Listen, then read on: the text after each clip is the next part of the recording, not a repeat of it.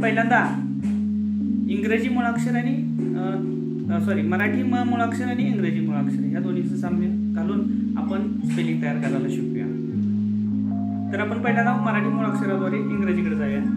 मराठीमध्ये पहिले मुळाक्षर आहे अ आणि ह्या अ साठी इंग्रजीमध्ये ए हे अक्षर येतं. त्यानंतरचं पुढचं अक्षर आहे आ. तर आ साठी आपण डबल ए लिहायचं आहे. ए. पुढचं अक्षर आहे ई. इमारत मधलं ई. त्यासाठी आपण इंग्रजीमध्ये आय हे अक्षर लिहायचं. फक्त आय. पुढचं अक्षर आहे ई. लिंबू मधलं ई. त्यासाठी आपण डबल ई लिहायचं आहे.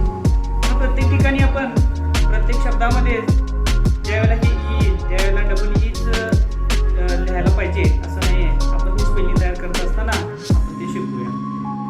पुढचं अक्षर आहे ऊ. ऊ साठी आपण यू हे अक्षर लिहायचं. त्यानंतर पुढचं अक्षर आहे ऊ.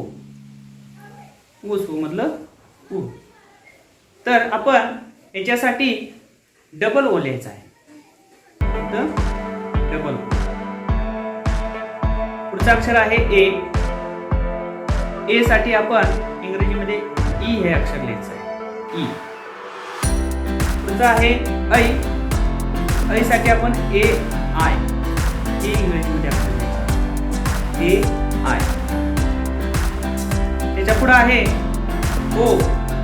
मराठीमध्ये ओ. त्याच्यासाठी आपण इंग्रजीमध्ये ओ हे अक्षर ओ. त्यानंतर पुढचं आहे औ. औ साठी आपण ए यू ही दोन अक्षर लिहायचे. ए यू. त्यानंतर आहे अम. आता अम साठी आपण दोन प्रकारे स्पेलिंग लिहायचं कारण अमचा उच्चार हा दोन प्रकारे येतो. अन आणि अम.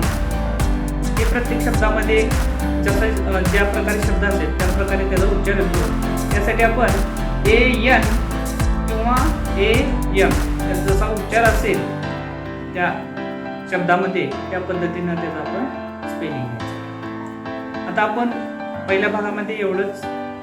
यानंतर पुढच्या भागामध्ये आपण ह्याच्या पुढची स्टेप घ्या. तोपर्यंत ही जी मी काही सांगितलेली अक्षर आहेत त्या अक्षरांचा तुम्ही सराव करा, वाचन करा आणि वाचन केल्यानंतर लेखन करा, ते पाठांतर करा.